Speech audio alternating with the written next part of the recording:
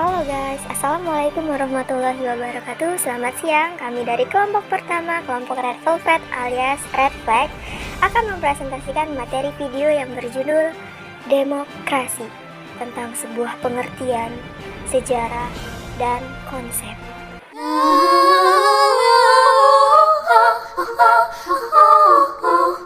Hear my voice beneath the sea.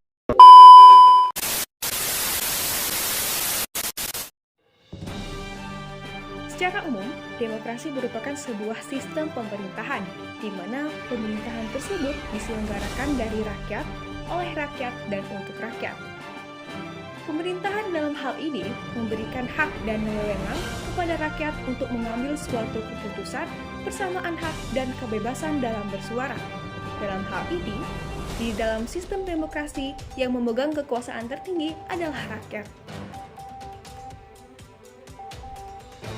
Secara etimologi, demokrasi berasal dari bahasa Yunani, yaitu demos yang berarti rakyat dan kratos yang berarti kekuatan. Sedangkan menurut Abraham Lincoln, sistem demokrasi merupakan sistem pemerintahan yang diselenggarakan dari rakyat, oleh rakyat, dan untuk rakyat.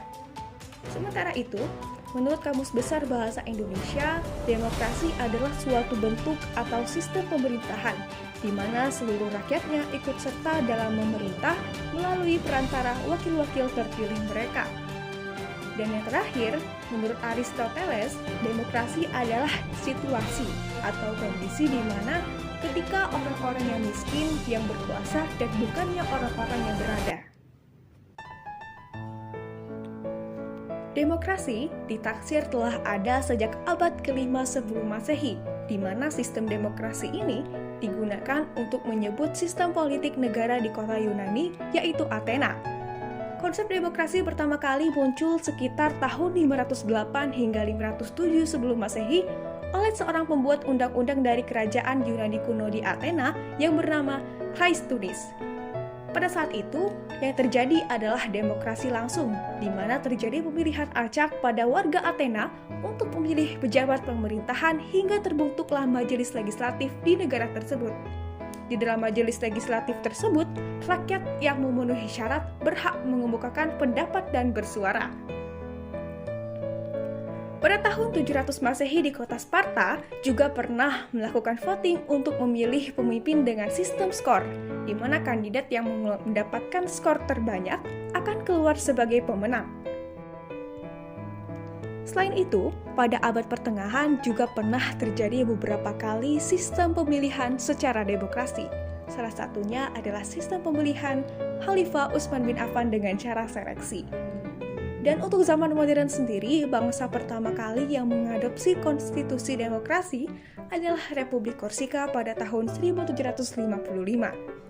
Kemudian diikuti juga oleh negara Prancis pada tahun 1789 yang juga diikuti dengan kemunculan demokrasi liberal. Pada tahun 1960, mulai banyak negara yang menggunakan sistem demokrasi hingga sistem ini juga sampai ke Indonesia dan diadopsi pada tahun 1998 ditandai dengan era reformasi. Hingga pada tahun 2010, tepatnya pada tanggal 15 September, PBB menyatakan bahwa itu merupakan Hari Demokrasi Internasional. Untuk itu, mari kita lihat ciri-ciri pemerintahan demokrasi.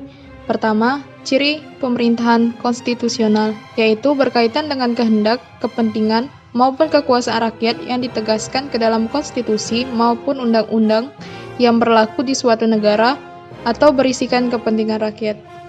Yang kedua, ciri perwakilan, yaitu demokrasi yang berkaitan dengan kedaulatan rakyat yang diwakilkan oleh sejumlah orang yang telah dipilih rakyat itu sendiri.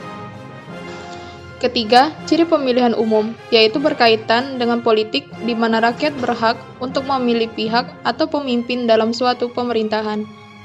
Yang keempat, ciri kepartaian, yaitu sarana dalam berjalannya sistem demokrasi.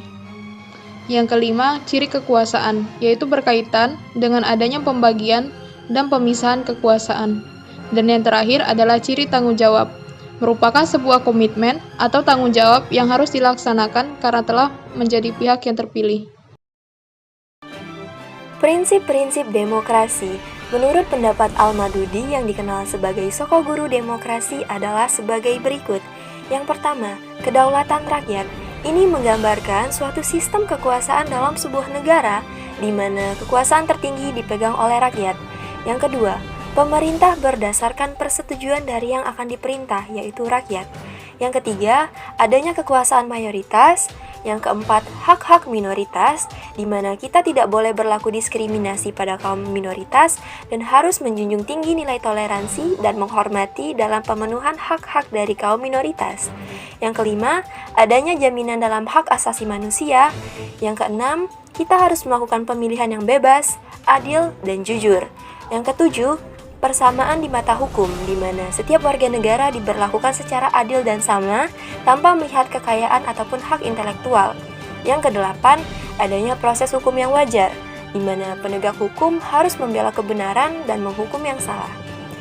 Yang kesembilan, ada pembatasan pemerintah secara konstitusional, di mana sebuah wewenang, hak dan kekuasaan pemerintah dalam suatu negara dibatasi oleh aturan konstitusi, agar sebuah negara tersebut tidak menjadi negara yang otoriter.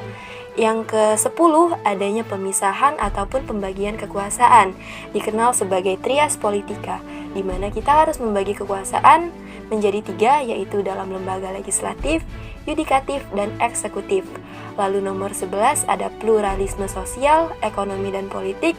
Dan yang terakhir, kita harus menjunjung nilai-nilai tinggi toleransi, pragmatisme, kerjasama, dan mufakat. Bentuk dasar demokrasi terbagi menjadi 5. 1. Demokrasi langsung, di mana rakyat yang memiliki kekuasaan secara langsung tanpa perwakilan. Rakyat juga bisa memberikan hak dan suara dalam kebijakan yang ada pada pemerintah. 2. Demokrasi perwakilan. Demokrasi ini terjadi ketika rakyat dapat memilih siapa yang akan mewakili suara mereka di parlemen. 3. Parlementer. Demokrasi yang memberikan lebih banyak kekuatan pada legislatif, di mana pihak eksekutif memiliki kekuasaan hak atas demokrasinya hanya dari legislatif. 4. Presidensial. Dalam demokrasi ini, kepala negara yang merupakan kepala pemerintahan dan pemilihan presiden dipilih secara langsung dan tidak langsung. 5. Demokrasi Pancasila.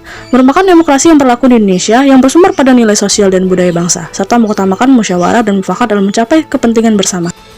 Bentuk lain demokrasi ada 13. 1. Monarki konstitusional. 2. Republik. 3. Sosialis. 4. Anarkis. 5. Sortition atau urutan. 6. Konsensusional. 7. Konsensus. 8. Supranasional. 9. Demokrasi inklusif. 10. Politik partisipatif. 11. Demokrasi kosmopolitan atau demokrasi global. 12. Demokrasi kreatif. Dan 13. Demokrasi terpimpin. Seperti sistem pemerintahan pada umumnya, demokrasi memiliki kekurangan dan kelebihan sendiri. Nah, berikut kita akan membahas kelebihan dan kekurangan sistem pemerintahan demokrasi. Beberapa kelebihan sistem pemerintahan demokrasi dapat kita lihat melalui: pertama, upaya sistem demokrasi yang baik dalam memastikan keterbukaan pemerintah dan pengawasan korupsi. Hal ini disebabkan karena adanya persaingan antar kelompok politik yang membuat mereka saling mencari kesalahan dan kejahatan pemerintah yang sedang menjabat. Lalu yang kedua, demokrasi ialah cara efektif untuk memastikan transisi pergantian masa pemerintahan berjalan dengan lancar. Ketiga, demokrasi adalah hal yang adil karena memungkinkan masyarakat untuk memutuskan siapa saja yang akan memerintah atau duduk di kursi pemerintahan. Keempat, negara yang demokratis tidak akan berperang karena mereka membutuhkan dukungan dari negara-negara lain lewat aktivitas kerjasama di berbagai bidang kehidupan. Lalu yang kelima, terjadinya pemilihan umum yang aman, jauh dari pemberontakan dan kerusuhan. Masyarakat sadar bahwa mereka mempunyai hak pilih yang hanya bisa digunakan beberapa tahun sekali. Maka dari itu, mereka akan benar-benar memikirkan keputusan dalam memilih pemimpin untuk beberapa tahun ke depan. Selain memiliki banyak kelebihan, sistem pemerintahan demokrasi juga memiliki sejumlah kekurangan seperti: pertama, adanya tirani atau kekuasaan yang digunakan sewenang-wenang dari mayoritas terhadap minoritas. Dikarenakan jangka waktu pemerintah yang terbatas, seringkali mereka hanya mementingkan kepentingan dari kelompok sosial besar saja dan mengabaikan rakyat biasa serta menindas hak minoritas. Kedua, dalam menjalankan sistem pemerintahan demokrasi, dibutuhkan rakyat yang terdidik dan memiliki pengetahuan yang luas, agar proses politik tidak mudah untuk dimanipulasi. Ketiga, Terkadang, demokrasi terlalu banyak bergantung pada kebutuhan individu dan mendorong masyarakat untuk memilih secara egois. Keempat, sering terjadi kepentingan yang bertabrakan di mana seorang politisi bingung dalam mengambil keputusan antara untuk kemaslahatan bersama atau keputusan yang menguntungkan dirinya sendiri. Lalu yang kelima, proses pemilu yang diadakan cukup menghabiskan banyak waktu dan biaya. Contohnya, seperti melakukan kampanye besar-besaran yang berlebihan. Seperti yang kita ketahui, Indonesia bukan satu-satunya negara yang menganut sistem demokrasi. Negara lain seperti Norwegia, Islandia, Denmark, Swedia, Selandia Baru, Australia, Swiss, Kanada, Finlandia, Belanda, Malta, dan beberapa negara lainnya menganut sistem pemerintahan demokrasi penuh. Sedangkan negara seperti Bulgaria, Brazil, Chile, Kolombia, Kroasia, El Salvador, Prancis, Yunani, Hongaria, dan negara lainnya menganut sistem pemerintahan demokrasi tidak sempurna.